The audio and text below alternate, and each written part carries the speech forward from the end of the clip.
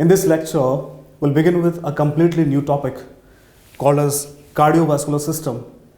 And in cardiovascular system, I'll begin with the most important topic and the most difficult one to understand, that is your anti-arrhythmic drugs. Now usually anti-arrhythmic drugs is known to be the most arrhythmogenic topics for the students, isn't it? It's one of the most difficult topics indeed. Let's try to simplify it as much as possible. Now before I go into drugs here, the first thing you need to understand is how the action potential is generated in the cells of heart. And with respect to this, there are two types of cells we'll be dealing with. One side, there is a myocardial cell. Another side, there are cells of automaticity which are present in the SA node and AV node. So we need to first understand how they differ. So we'll discuss your physiology here first. So let's have a look at your physiological link to this particular topic here. So guys, we'll discuss your link to physiology here. Physiology link of antiarrhythmic drugs. And that is what we'll discuss here is action potential generation. We'll try to find out how action potential is generated in the myocardial cells and cells of SA node, AV node. Now to understand that, let us draw a graph here. Let us draw a graph here.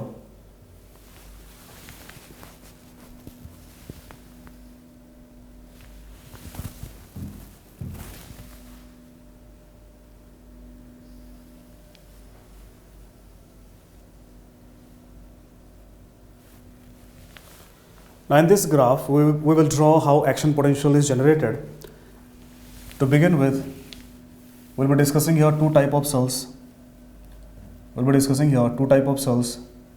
That is, number one,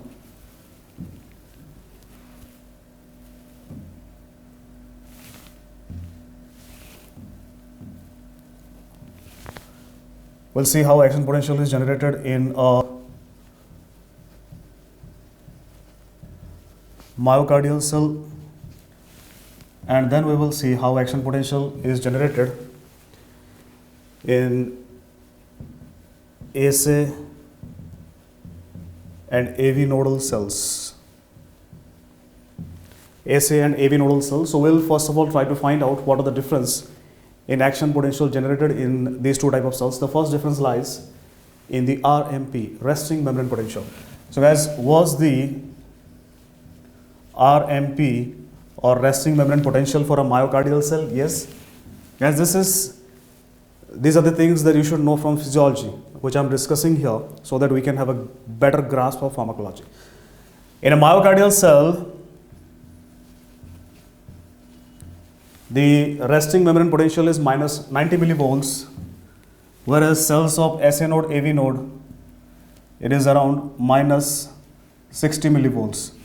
So you can see here, by this I can understand it is always easier to depolarize a cell of the SA node, AV node as compared to myocardial cell, because depolarization is all about decreasing the negativity. If it is already less negative, I can easily decrease it further. Now, in case of myocardial cell, how action potential is generated? In case of a myocardial cell, guys, this action potential generation begins with opening of sodium ion. So sodium channels, they open here. And that triggers a rise of action potential graph, because sodium opening means sodium moves into the cell. What happens here is opening of sodium, it means movement of sodium into the cell. Sodium moves into the cell, so this negativity decreases, it becomes less negative, minus 80, minus 70, minus 60. So it goes on and it reaches a point here when there is an initial dip in this action potential. That is because of potassium channel opening. So these potassium channel openers, these are early rectifiers. What happens because of this? Potassium begins to move out of the cell. So there is again, because of loss of positive ions, there is a slight decrease in negativity inside the myocardial cell. And these potassium channel openers, these are called as early rectifier. They are rectifying the resting membrane potential, so they are called as early rectifier. Now at this point, what happens? After a slight dip in the action potential, the calcium channels begin to open. Calcium channels here begin to open. So what happens here, that the calcium channels, they begin to open and calcium begins to move in.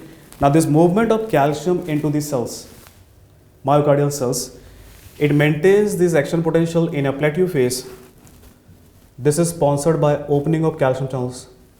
Calcium channels open. They maintain this action potential plateau phase. So all this duration, there is a fight, tussle in between potassium and calcium, and all this while calcium was winning because calcium movement is more as compared to potassium movement outside the cell. But a time comes when calcium, they will lose this battle. All right, they are tired already, and what happens? They begin to close down. They begin to close down, and this is when this potassium channels, they are all pumped up and they open further.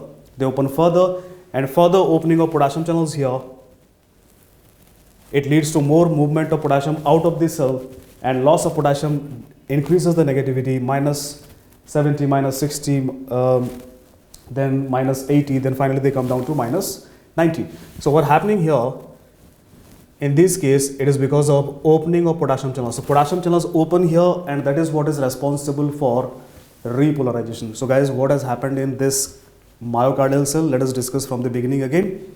Here, sodium channels, they open, sodium moves into the cell, that decreases negativity, and this is depolarization. This is called as depolarization. On the peak, the potassium channels open here, and that causes the early rectifier. This is early rectifier. Then the calcium channels open, and the calcium channels, they maintain the action potential on the plateau phase.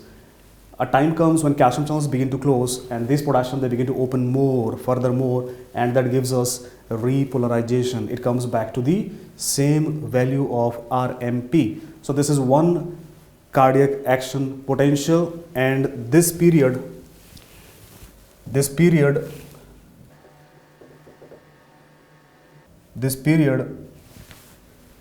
in between depolarization to repolarization is when this cell cannot be depolarized again, and hence it is called as ERP, effective refractory period. If I take ECG, in an ECG, this duration represents QT interval. So that QT interval is the effective refractory period represented by this graph. So in this action potential graph of a myocardial cell, if there is any change in this duration of QT interval, in this duration of depolarization and repolarization, there would be a change in this QT interval as well. So that is understable.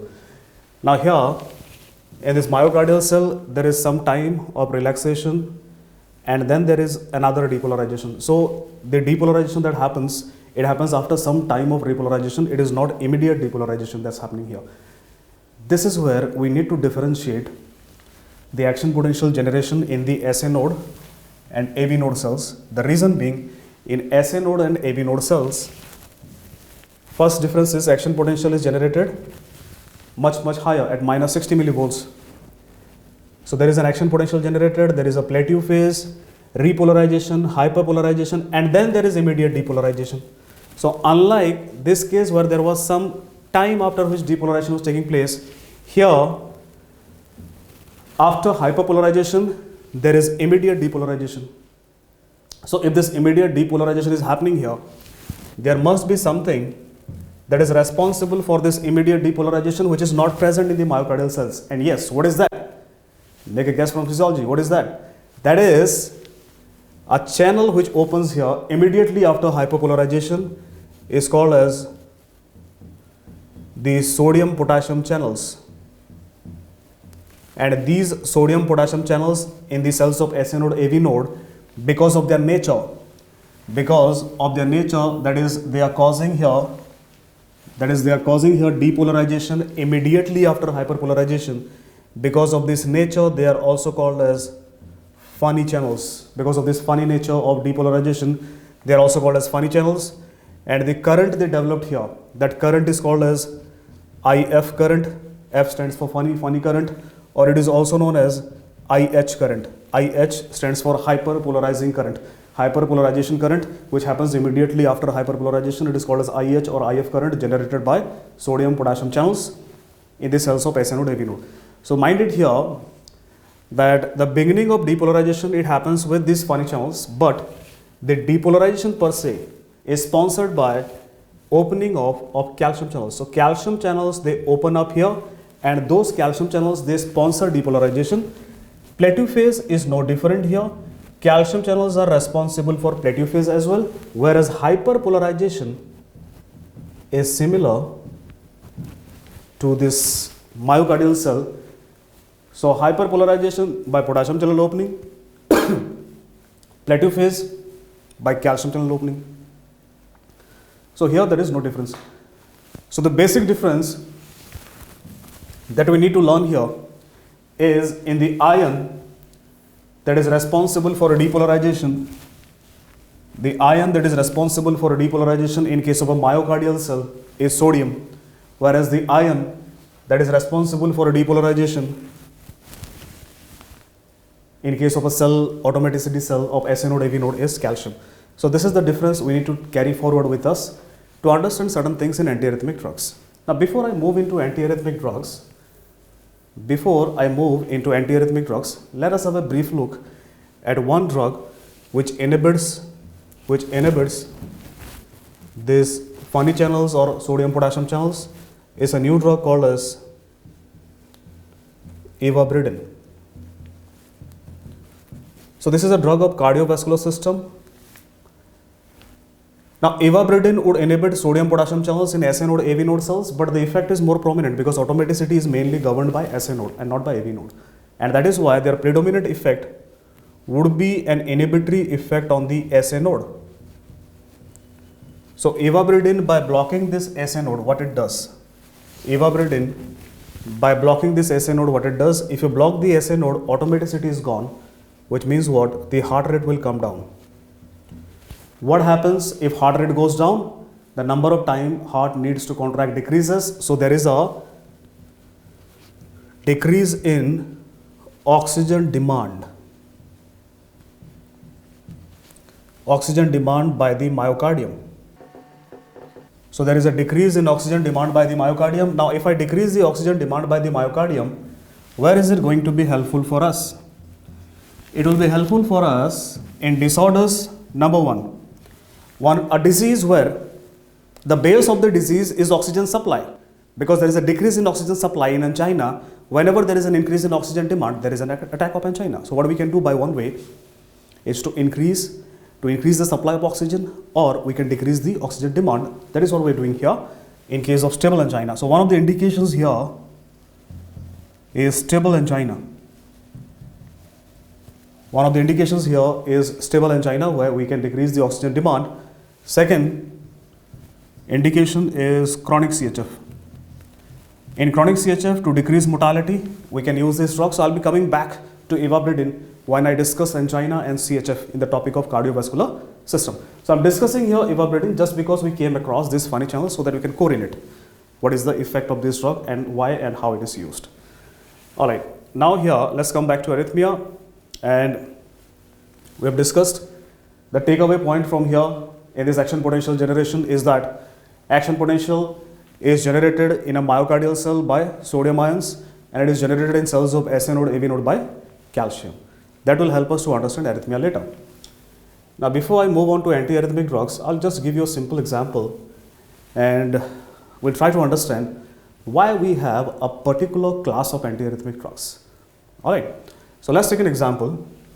Suppose you have a patient who comes to you in emergency with heart rate of 200 beats per minute, and what you do here is you advise the patient for an ECG. He goes for an ECG, and he comes back to you with an ECG. So let's draw that ECG. Now let's suppose I have taken a definite length of ECG paper, and in this definite length of ECG paper, now I'm having on this definite length of ECG paper, now having 4 graphs of action potential.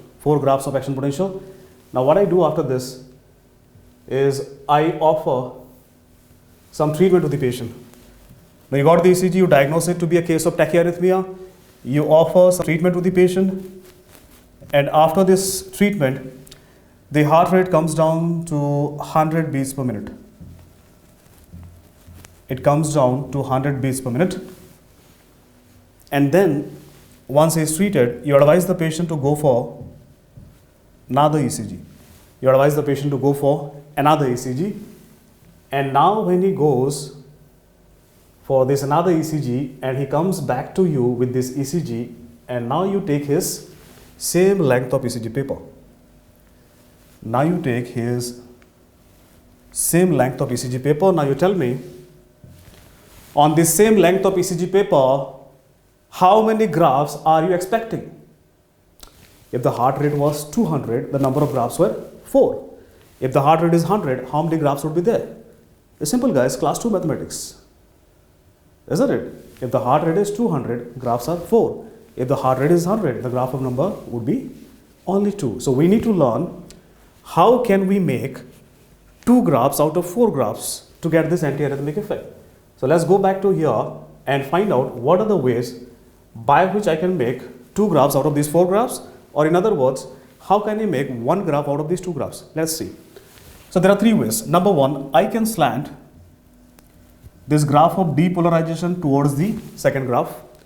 Then I can prolong a little bit this plateau phase, and then I can do second thing is slant this graph of repolarization towards the second graph. So what I have got here now is 1 graph out of 2 graphs. So because of this, now on the same length of ECG paper, now I am having 2 graphs in place of 4 graphs, and my patient has been treated.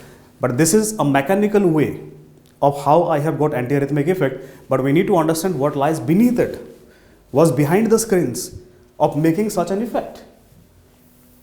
So here, let's try to learn. I have slanted the graph of depolarization, means what I have done, I have delayed this graph of depolarization. So how can you delay depolarization? By blocking the channel which is responsible for a depolarization. And what is the channel responsible for depolarization? Sodium. So by sodium channel block, I can delay it. Similarly, I have delayed the plateau phase. And how can I delay it? By blocking the calcium channels. Here, I have delayed repolarization, and how can I attain it? By blocking the potassium channels.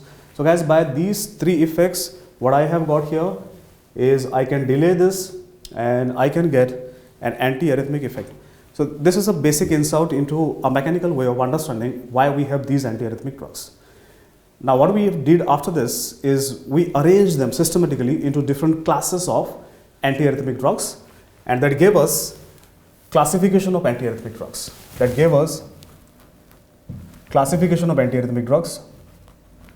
And that is called as your Vaughan-Williams classification. So Vaughan-Williams classification of antiarrhythmic drugs. So how did he classify antiarrhythmic drugs? Just by giving one number to each of these classes of antiarrhythmic drugs. So how did he go about this? Now to give a number to this and how to remember this classification, I'll tell you a simple trick. The trick to remember these classes of antiarrhythmic drugs is first to draw a myocardial cell and then designate the position of respective ions to this particular with respect to this cell. Now if I talk about sodium, you know that sodium is an ion which will lie outside the cell, whereas potassium is an ion which is present inside the cell. So write down sodium and potassium in their respective positions. Let's talk about calcium. What's the house of calcium? Is obviously sarcoplasmic reticulum. So write down calcium inside the sarcoplasmic reticulum. Alright. Now if I want to draw a beta 1 receptor, where would it be located on this cell? You know that it's a GPCR and it is located on the cell membrane. So a beta 1 receptor would be located on the cell membrane. So I'm drawing here beta 1 receptor because beta receptor block also gives us antiarrhythmic effect. Now what I will do is, to get a particular class of antiarrhythmic drug, I will move inside from outside, giving one number to each of these classes. Now see what happens. Who gets the first number? The first on the list is sodium. So class 1 antiarrhythmic drugs are sodium channel blockers. Second number, it comes for beta blockers. Beta blockers, class 2 antiarrhythmic drugs. Third number, it comes to potassium. So potassium channel blockers are class 3 antiarrhythmic drugs. And the fourth number, it comes to calcium. So calcium channel blockers are class 4 antiarrhythmic drugs. So guys, these are 4 classes of antiarrhythmic drugs, and they do ask you sometimes simple MCQs like, lidocaine belongs to which class of antiarrhythmic drugs? A, B, C, D, 1, 2, 3, 4. Lidocaine is a sodium channel blocker. Was the answer? Option A, because it belongs to class 1. Now the drugs which we could not adjust here, in this particular class, we made our 5th class for it, class 5 antiarrhythmic drugs. And this class 5 antiarrhythmic drugs, these are miscellaneous drugs. These are miscellaneous antiarrhythmic drugs, which has drugs like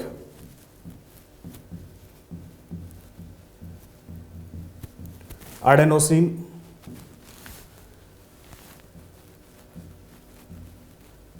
magnesium sulfate,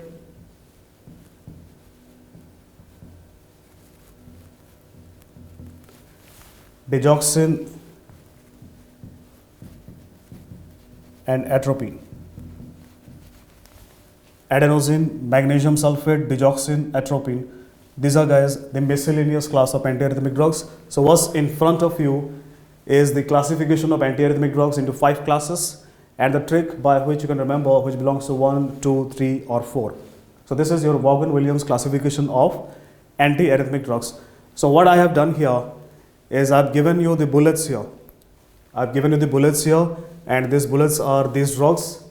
In the next lecture, I'll be telling you how to fire these bullets for a particular type of arrhythmia.